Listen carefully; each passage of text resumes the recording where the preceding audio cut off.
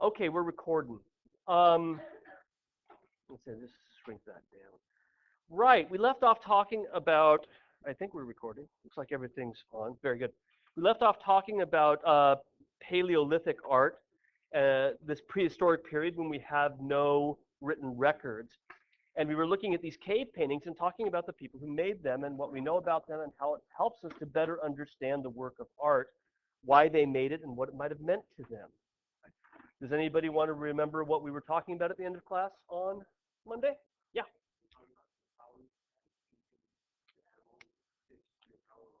Ex-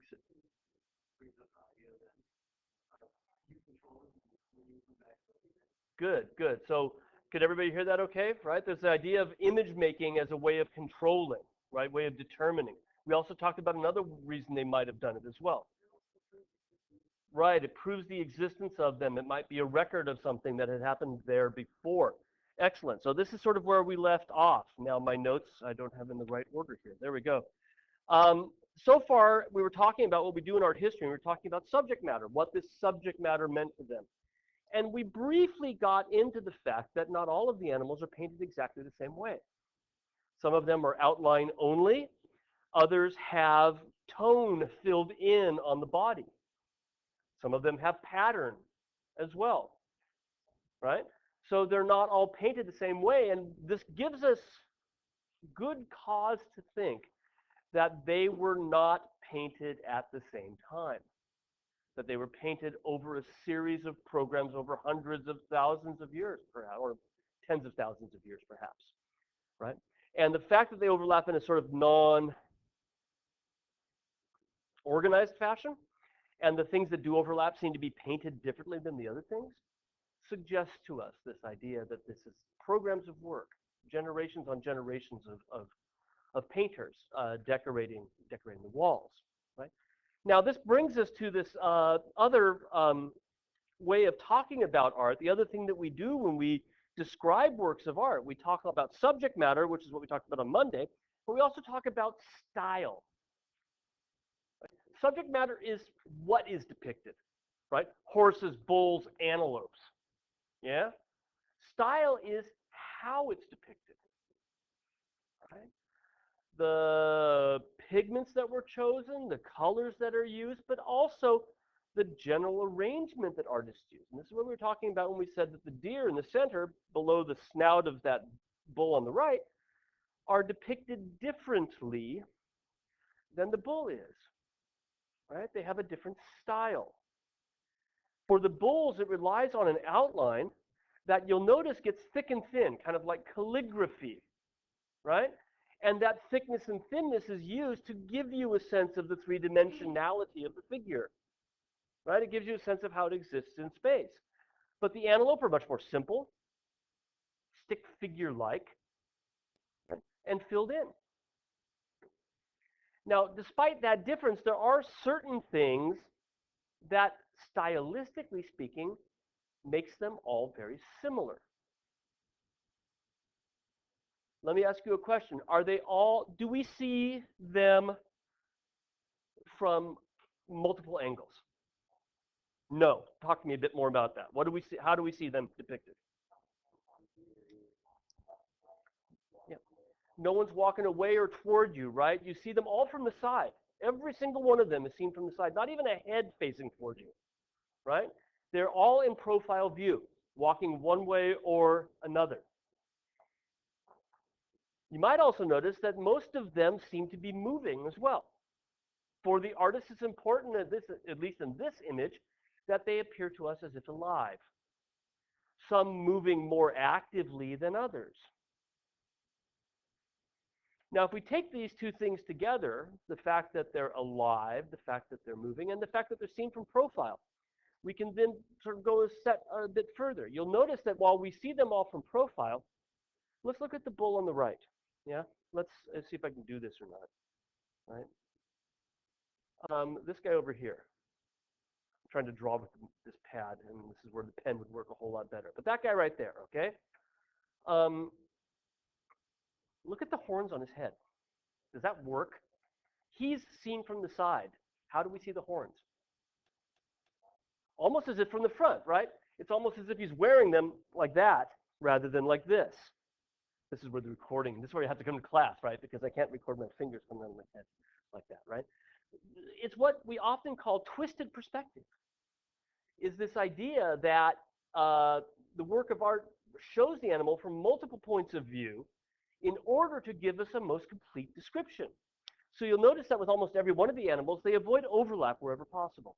The legs are almost always apart. That gives it that sense of running. But the point is to describe the animal as best we can. The point for them, that is, as best they can, right? And by putting the horns seen from the side, while the face, or from the front, while the face is seen from the side, which is true for almost all the animals, avoids overlap, right? Describes it better, because it's important for them to make sure that this is very well described visually, right? So there are certain stylistic things about it that tell us what they felt important. They wanted to get as much detail about each of these animals as they possibly could. It's important for us to remember, this is at the very beginning of the class, that style is a choice on the part of the artist. We often think of, if you're ever trying to learn to do art, you realize that style is a basis of your limitations. You know, how much you've been able to learn, how much practice you've had, you can get better at things, right? Uh, think about trying to play the guitar or something, right? I try to play the guitar, I suck, right? But, you know, I can do Neil Young because he only has 3 chords, and it's really simple, you know? But my style is based on my ability level. That's not always the case. Usually, and we'll find more often than not, the style that artists choose to depict is a choice that the artist can indeed. You can just leave it. Okay, in the future, you can just leave this in the back until the end of class, and I'll pick it up. All right, just because sometimes you need to be concentrating on it. Style is a choice on the part of the artist, and is chosen with the idea of conveying certain ideas. Right? That's the reason why different styles. And when we talk about interpreting works of art, when we talk about trying to analyze them, we often stop with the subject matter and don't really think about the role that style plays in determining and conveying meaning. Right? It can convey as much as the actual subject matter can. Okay? Keep that in the back of your mind, because we're going to see various styles of art. I think that's on the syllabus, being able to determine the difference between these things. And, you know, there's a reason why Egyptian art doesn't look like Greek art.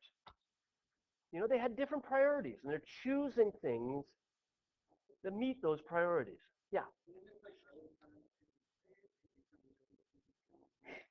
Well, I don't want to. Yeah, I see where you're going with that, and yes, definitely, one could say that, but we tend to be a little superior. You know what I mean? In the 20th century, we think, oh my God, how did they ever? These, you know, when we think about Stonehenge, right? You think, oh, how did those simple people do that? But you know, the technology involved in Stonehenge is a whole lot more sophisticated than what we use to put up Carruthers Hall. You know, we just have this idea that everybody in the past is kind of working their way toward this glittery 21st century that we live in, and I don't really buy that so much.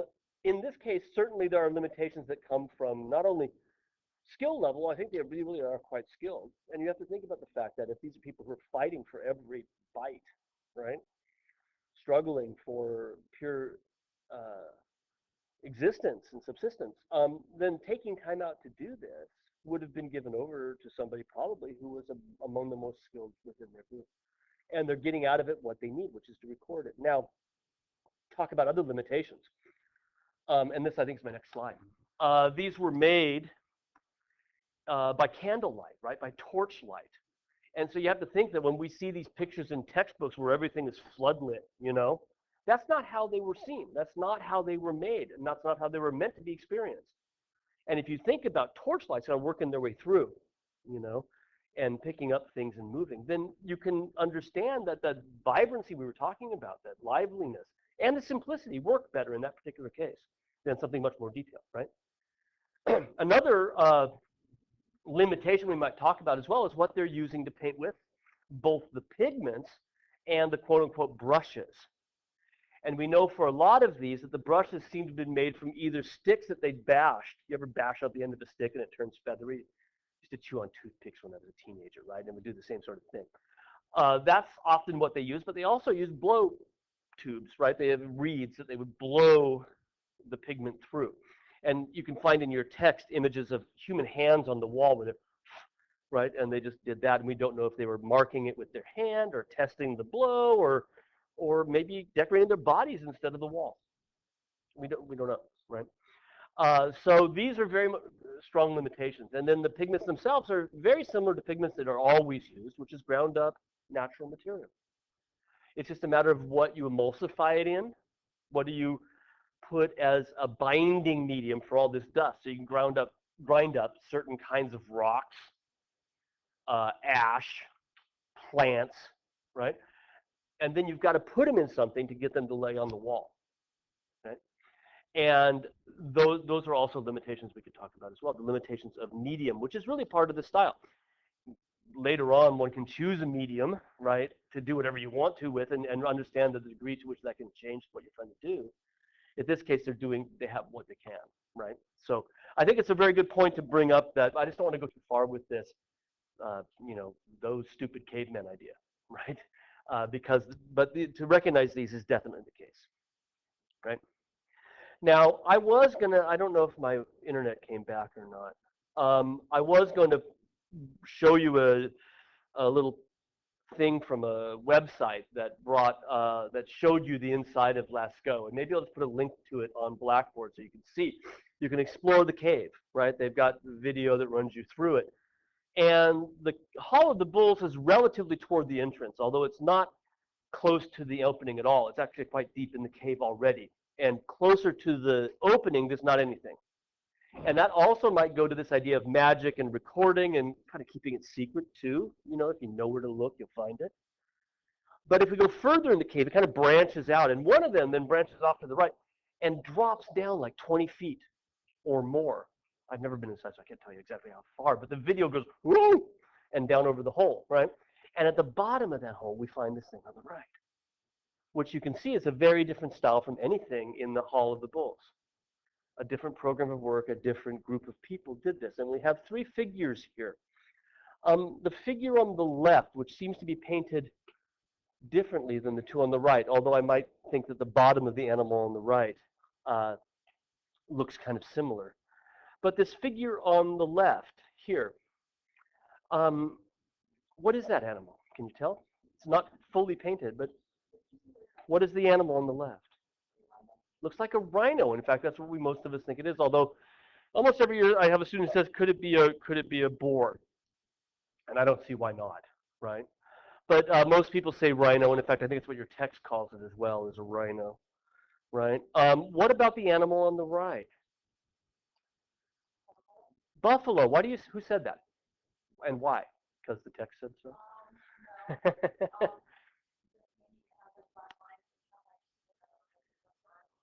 The nappy fur on the shoulders of the buffalo. In fact, that's exactly what they think it is. And you'll notice that here again, the animal is seen primarily from the side. In fact, both of them are.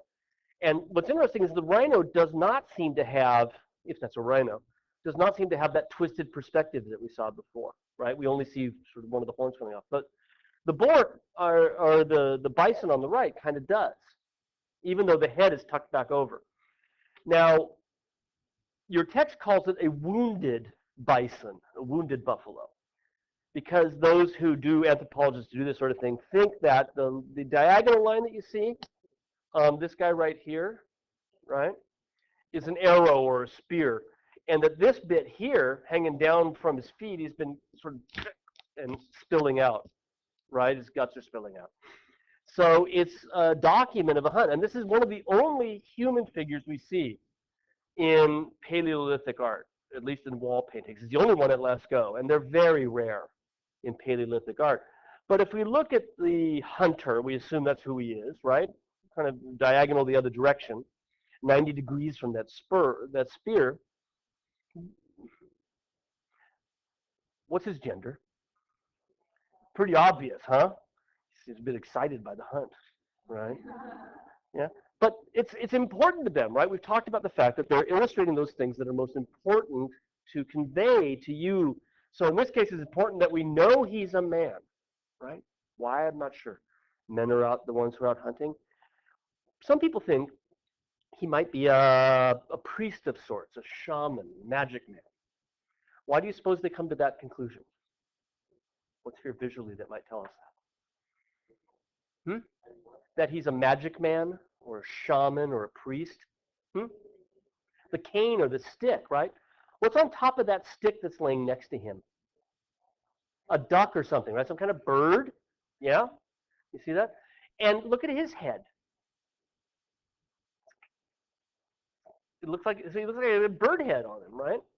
And this suggests probably that there's some sort of ritual around the hunt. And we think back to how important the hunt is to them, to the idea of assuring the continuation of the herd for the coming years.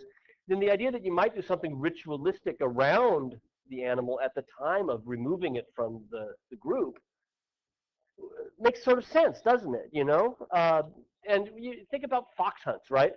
I've never done them, but you know, you get the first time you've ever been on a fox hunt, fox kills, they blood you, right, with the blood of the fox. And it's a ritual that surrounds the hunt. I know it's disgusting. That's a ritual that surrounds the hunt, and we have them, right?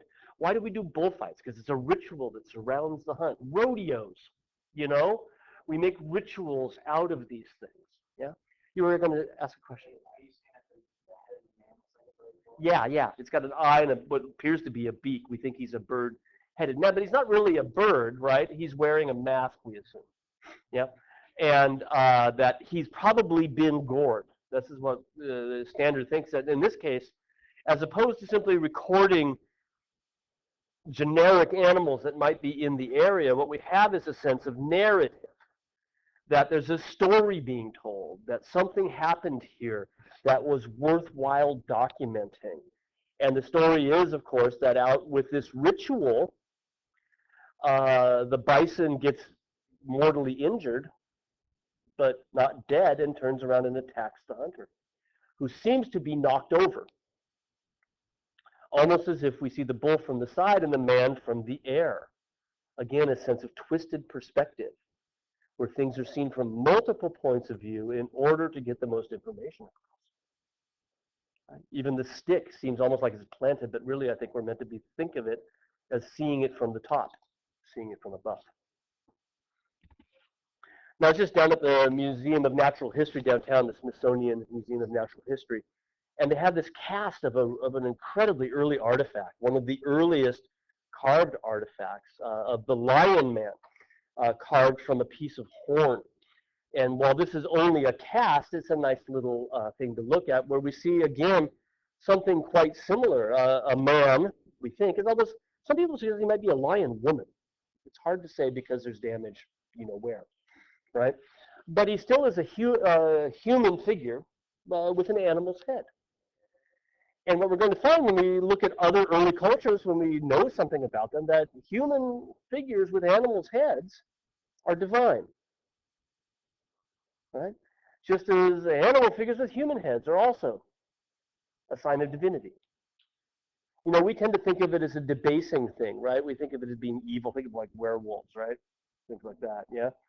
But for many early cultures, the idea that you could become one with nature elevated your status, put you on a different level. This is why Vikings put horns on their helmets, you know? You're adopting the power of nature. So a bird-headed man may look like a duck, but I doubt that. I came from Oregon, so the idea of it being a fighting duck was not, you know, difficult for us, but it's kind of silly in the long run. Their mascot's Donald Duck, you know. But the idea that it could be any other kind of bird of prey, also could add to this. And also birds, since they fly, become a very potent metaphor for spirituality too, right? So these early paintings are showing us different elements, different aspects of very, very early painting, and the rituals that surround the hunt. And again, I had some things to show you insofar as online, but since the thing went down, I can't. If you go to the Smithsonian Natural History website, which is linked from Blackboard, you can actually spin this in 3 dimensions, which is kind of cool, right? So it's worth doing when you're there. In your text, we have also another of these early Paleolithic figures. It's called the Venus of Willendorf, but it's not Venus. That's just its nickname, which is why it's in quotes. Willendorf is where it was found in Austria. And who's Venus? Does anybody know? Top of your head? Goddess, right? Of, what is Venus? Love, right? She's the mother of Cupid. Yeah. So she's the goddess of love. And so that nickname was given to her because, what, she's naked and has big parts, right? Nicknamed that. Now, there's another reason it's probably nicknamed this, is that the parts that are emphasized in this image, the part of this sculpture, are the parts that relate to childbirth, nurturing, right? Her breasts, her abdomen, her thighs. And you'll notice that other elements are in fact de-emphasized. Feet are tiny. She's got no head, or at least no face, right? It looks like somebody pulled a wool hat down over her nose, like Mushmouth in the old Bill Cosby cartoons, you know? And her hands are tiny. Her arms are tiny. Can you see those are them resting on top of her breasts like this, right? See? So parts of the anatomy have been changed, right? This is not what she really looked like, but again, they're changing the style to emphasize the important elements. So with the idea that she emphasizes child rearing, nursing, childbirth, notice the emphasis given to, we've said penis, vagina, right? We got it here early on. The de-emphasis on the other elements suggests that this is what we call a fertility figure, an amulet that's used hopefully to protect against stillborn children, to protect children as they're growing, when they're most at danger, right? So let's see. That's how big it is, right? That's a cast of it, but you get a sense. This is important for us because here in the Paleolithic period, these people are nomads, as we learned on Monday. And they're not going to make works of art that are too big to carry around with them. They decorate the caves they stayed in, right? They make works of art that are portable because they are always on the move. We're not going to find monumental sculpture, life-sized or larger, from cultures like this. There she is from the side, and we can see her hands a bit better. You'll notice that they've even carved the fingers in the sides of her hands. I've never seen her. I always wanted to because I think it's probably pretty cool in person. No. She's most of the stuff, and this one's from the textbook. Actually, there's a cast of it down at the Natural History Museum, but it's not on display right now.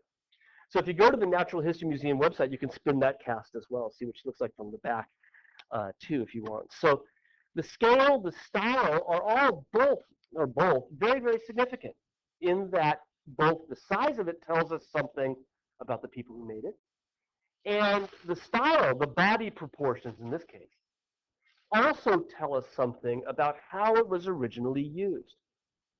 This simple question, what's significant about this, is going to be sort of the thing that we'll be talking about object by object by object. And it varies depending on the object. What's significant about this particular object? It's a perfect reflection of the Paleolithic people in multiple ways. Right? This is another cast down at the Natural History Museum of another fertility figurine. Again, the same emphasis of breasts, abdomen, birth canal. De-emphasis of head, legs. Arms are somewhat bigger here, right? So these are not common, but the stylistic things that we see with the Venus of Willendorf show up in other works of art from the Paleolithic period, right?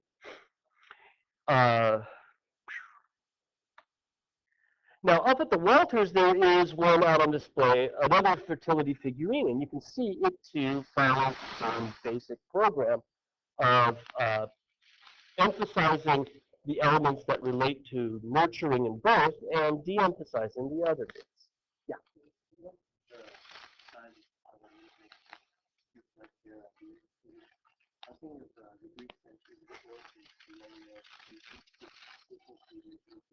That's a really good, and since we have no written records, there's no way to tell, but the really interesting question is whether or not this is seen as,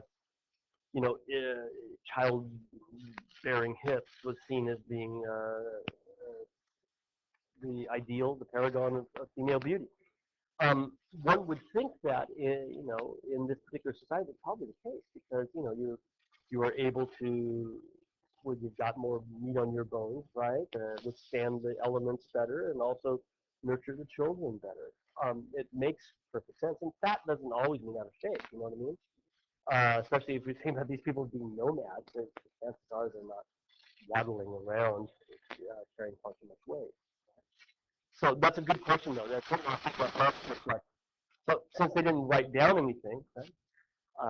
But if you go back and even look at European paintings from the 17th century, you'll find this massive women by Rubens, and they're just, really not at all what we think is beautiful today. It doesn't fit the same era. So this one on the left from the Walters, not much has changed. You'll see that there's more painting on it, but that might just be a state of preservation. I don't know whether or not the Venus of Willendorf was originally painted. It might well have been, like this one is, with those painted surface stripes. But you'll notice that it's significantly earlier, right? It's almost 20,000 years newer, 25,000 years newer, quite a bit closer to our time, although of course still 10,000 years old, right? Quite a bit closer to our time. What has changed in the intervening millennia is the time period. We're still prehistoric here with the fertility figure on your left, but around 9,000 BC, people began to settle into permanent communities, cities and towns. And many of them gave up being nomads. And this brought new practices, but as we can see, some of the old ones stayed around. I think I got it. There's my finger, right? That's how small it is, right? It'll fit in the palm of your hand. And I guess you can tell probably from the weave of the fabric behind it just how small it is. Right? Some traditions change, but some of the old ones obviously stay around. The second half of the prehistoric period, where we are now talking about settled communities, is what we call the Neolithic period, the new Stone Age. Right? Rather than the Paleolithic period, the nomadic period, the old Stone Age. Pre-literate people who have settled in communities using stone tools. Right?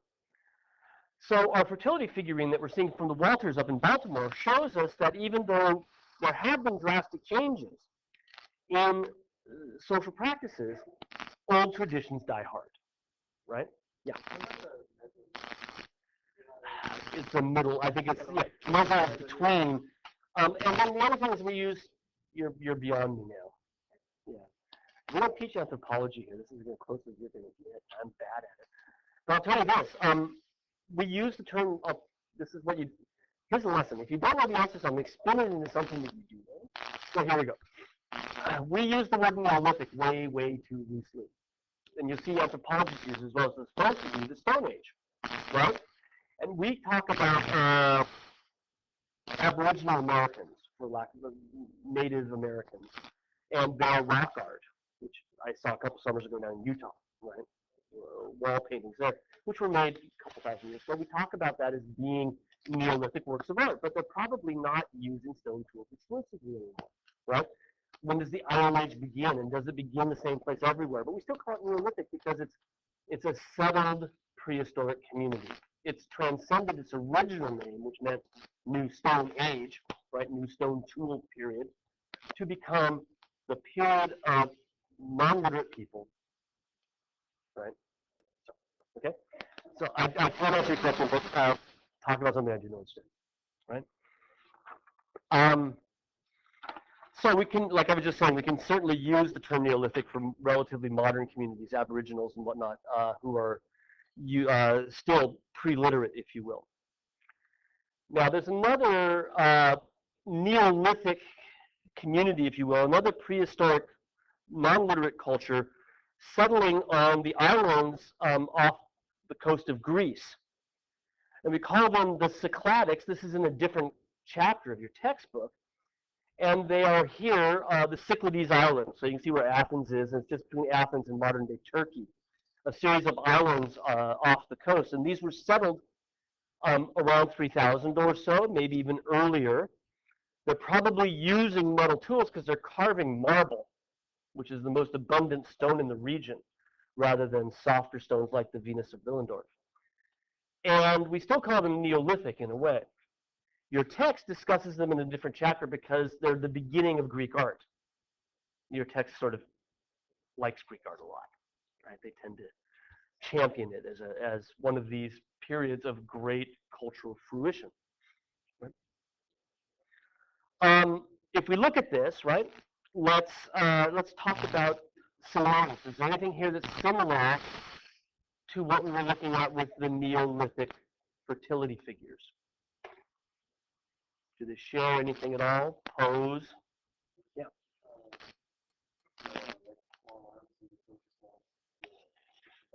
Right. Wow, that's okay. So the symptoms are similar, but not exactly the same, right? Yeah, but the arms are de-emphasized compared to other elements, but at the same time, it doesn't have as obvious or as extreme proportional difference between the body parts. Yeah. The hands are under the breast. We saw one of the figures did that, right? The one that Neolithic one from Morocco had it that way. Others have them here, but the hands are being used, right, to call attention to the breasts, which are one of the few elements of the sculpture that are emphasized. Now, I go back to your other point about, you'll notice that she still has a bit of a roll here, you know. She's not totally thin. So I think it's not as implanted as it was with the Paleolithic and Neolithic figures that we saw before. But at the same time, it's still there. What else continues into these figures that we saw before? Yeah, isn't that wild? These things look so modern when you see them. They really are beautiful things because they're so simplified, right? The head is geometrical. It's just a sort of a triangle with slightly rounded sides. And there are no features other than that incredibly simplified nose. Right? The neck is elongated, so there are some proportions that are odd, right? What else continues? What else do we see?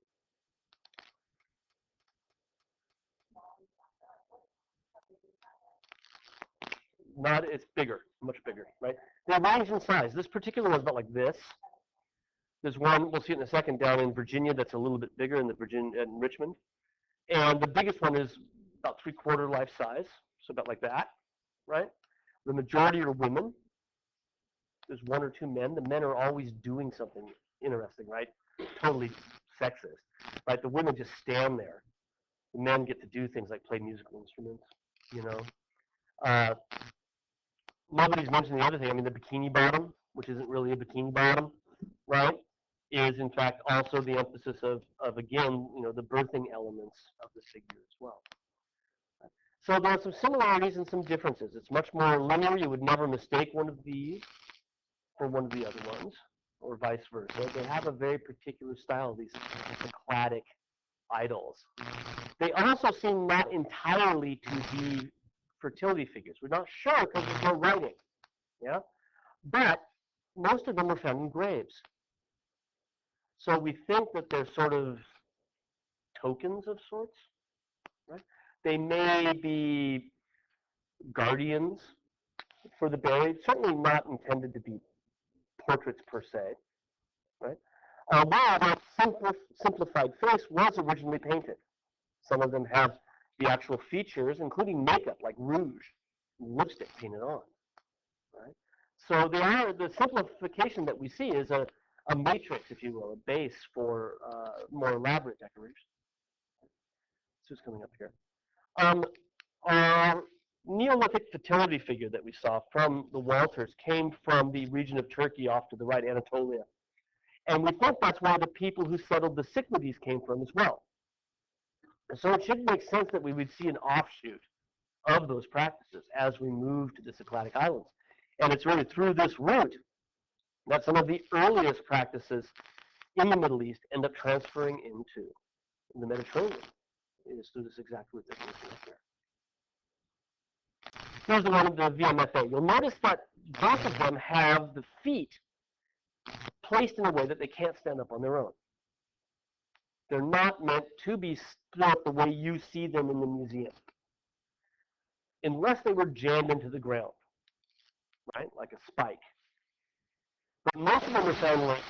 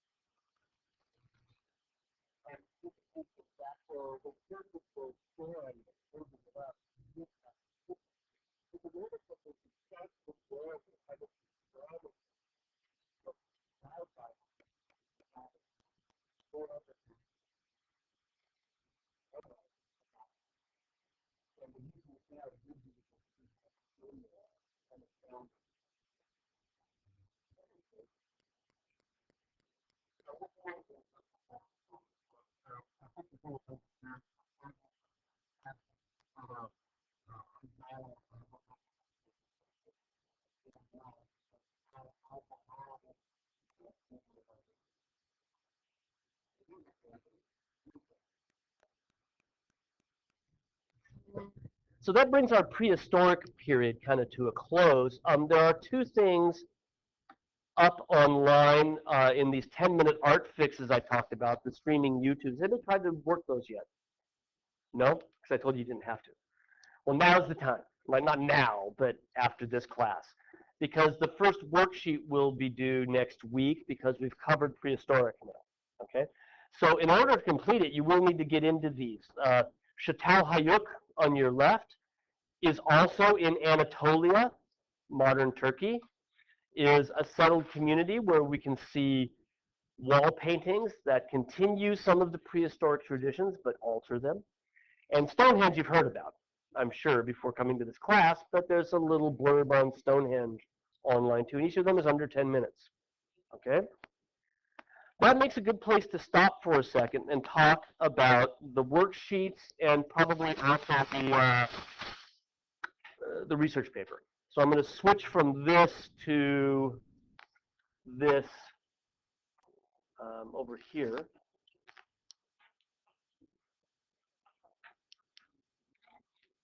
I'm down. There we go. All right. I'm going to turn this off too because I don't really want to record this.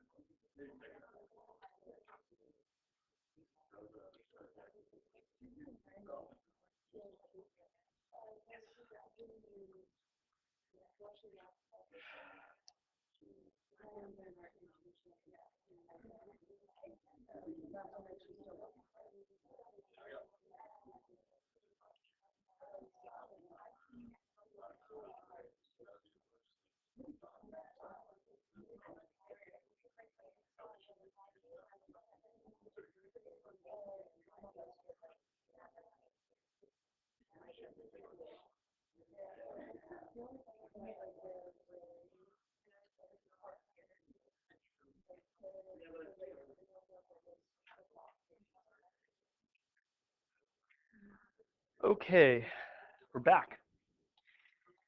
Um, One of the things that the 10-minute art fix is going to tell you is that the Chatal Hayuk wall painting that you see on the left, that's a fragment that's been framed, um, was a permanent settlement in that same region we were talking about with the fertility figure from the Walters Museum. They all came from modern-day Turkey, the region of Turkey called Anatolia, which is south of Istanbul. Uh, Permanent settlements during the Neolithic period happening in modern-day Turkey. What Americans tend to call the Middle East is also home to some of the earliest cultures that actually have writing, our earliest non-prehistoric cultures. And in fact, the area what is today Iraq is in fact one of the very, very earliest. Writing began among the people who settled in the region between the Tigris and Euphrates rivers, which you see here. Right? So here's Anatolia, there's Chatal Hayuk, right? The Greek islands are off the screen over here on the left. Yeah. Edge of the Mediterranean here, there's modern Israel. And we're talking about now this region here, which is today Iraq. Right? The banks of the Tigris and Euphrates. In history books, this is often called the Fertile Crescent because the soil in this region, the silting from the two rivers, made it an incredibly rich area, very easy to raise crops on. And this is why we get so many settlements here in this early region. The Greeks used the term Mesopotamia, right? John Stewart used to use it too with the word mess in it, right? When during the Gulf War. The term Mesopotamia, you know what it means, Mr. Mesolithic? Middle of the rivers. Good job. Exactly. The land between the rivers. Mesopotamia, right? Uh, Very good. Is that just a guess? Not a total guess. Just didn't know you were going to be on the spot, right? We still use the term today, really, to talk about the region, even though it was the Greek term for a different culture, right? The original settlers in this region called it Sumer.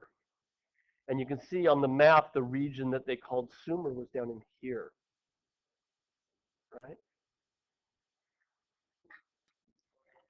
It was the name of one of the city-states in this region. There were around 11 large cities that were settled here during the Sumerian period.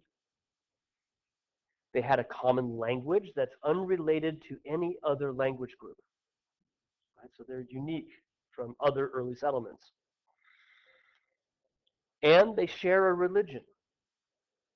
They worship the same gods. And yes, they're pantheistic. But these 11 cities in the Sumer region, the Sumerian land, are independent from each other politically. There's no single leader of Sumeria. Each city is independently governed, and they are often at war. As you might imagine, each city controlling a certain amount of crops. Another city goes fallow for a year. It's not hard to understand why they might have been fighting with one another. Each city was governed by the priest, the high priest of the city, who saw himself as the servant of an omnipotent protective God that looked out for that particular city. You ever heard of patron saints, right? In Christianity, same idea, right? I don't know what Arlington's patron saint is, right? New York's is St. Patrick, right? So in any event, they each had a god or goddess that was seen as the protective deity for that town, and the mayor, if you will, governor of the city, was the particular servant of that deity, of that god. Okay? So that helps if you're trying to rule people, right? To say I'm serving God because people believe you more. You had your hand up in the back.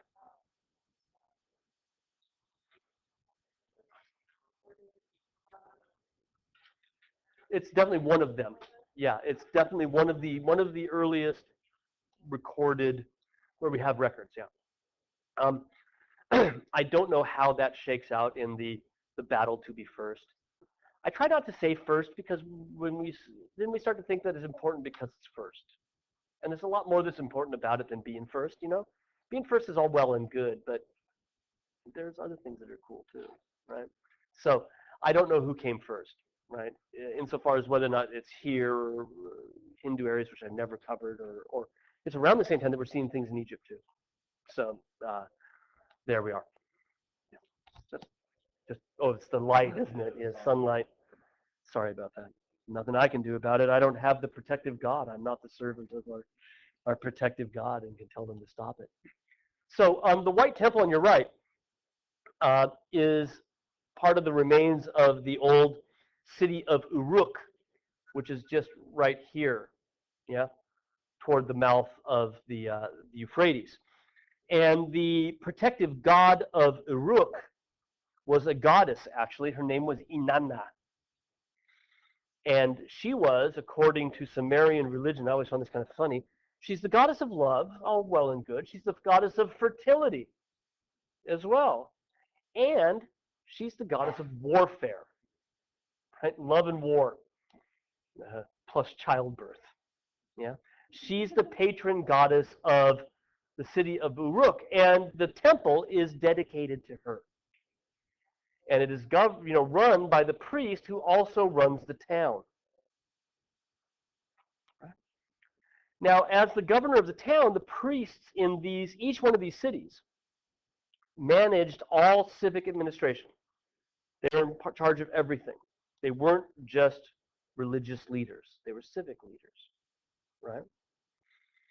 They directed the reserves of surplus that were kept for distribution during times of need. That was part of their job, in addition to leading the people in ritual and prayer. This idea of keeping storeholds is really, we think, one of the key components for why they developed writing. Once you start to stockpile things, you need to keep records. If you're holding on to something to give it out later, you got to know how much you got. And most of the earliest writings that we have from the Sumerians are simply stockpile lists, right? Lists of goods. However, they developed very early into creative writing. And one of the very earliest pieces of narrative fiction that we have, an epic poem, is the Epic of Gilgamesh, which was written about one of the kings of Uruk around 2100 BC or so. Right? A work of fiction. Right? So this is really some of our very earliest writing. How they wrote is kind of interesting. They wrote in what's called cuneiform. Cuneiform was written in a series, and I don't know how anybody ever translated this, right? It's a language group that is unrelated to other language groups, but somehow someone was able to decipher all of this. I can read it. I can't imagine, right? But it's made by taking a sharpened stick, pointed stick, and pressing it into clay tablets that are then dried or baked. to make it more permanent. Right? So this is an example of cuneiform writing that we see here on the left. Later on, they'll do it not just with sharpened sticks, but also carve those same shapes into stone as well. This was the writing. These were the words that they composed with. Religion, as you might guess, because of the priest, was the center of every society. So too was the temple in each city. It was the center, the hub of the city. The temple itself sat atop a man-made mountain. So the thing you're looking at the right, the ruins that you're looking at the right, originally looked like the thing on the left. They were faced with white stone, which is why we call it the White Temple. It's what we call a ziggurat, a sloping-sided man-made mountain, on top of which was placed the temple. There was one of these in each of the 11 Sumerian cities. The idea of this man-made mountain elevating a temple to the sky is the basis for the biblical story of the Tower of Babel. It's a nice Northern Renaissance picture showing us the Tower of Babel with its ziggurat-like walls, although Peter Bruegel never saw a ziggurat in his life. Right? Here's a better preserved version, the ziggurat of Ur, somewhat later, heavily restored, but not totally restored. Again, like the White Temple at Uruk, the ziggurat of Ur was simply the base for the temple. The temple would have sat at the top, and the base gives you a grand procession through a series of gates, up a series of staircases, until you finally reach the sanctuary at the very, very top. In other words, to meet the god, because they actually called the temple's waiting room in their language. I always thought that was kind of cool. Like, I hate waiting rooms, but if you're waiting for that, that's better. You climb up the mountain to meet the gods. You go through this procession. You go through ritualized gates that leave the world behind as you go to commune with the holy. And the idea of a mountain, going to a mountain to see the gods, it's everywhere, isn't it? Think of other times you've heard of this in history or culture, where you go to the mountaintop to see the gods. Who's done it? I mean, in history, not in this class. The Greeks, right? Mount Olympus, brilliant, right? All the gods live on a mountaintop. Who else goes to the mountaintop to see God? Moses, right? 10 Commandments, burning bush, top of Mount Ararat. Who else? Abraham, indeed. Doesn't Muhammad ascend from the mountaintop? Right? Christ on the Mount of Olives realizes his final destiny as apostles sleep. Yeah. There's secular versions of this as well. Petrarch, the Renaissance poet, talked about sort of understanding the world as he went to the top of Mount Ventoux in Provence. Martin Luther King's famous statement, I've been to the mountaintop, right? The idea of a sort of a secular epiphany as you reach a higher plane of understanding. That's right here at the very beginning, that you leave the world behind to ascend and commune with the gods. Okay, we'll continue with Mesopotamian art next Thursday, right? Because we do not meet on Monday because it's MLK Day. So enjoy the long weekend, and we'll see you in a week. Whatever. Yeah, whatever.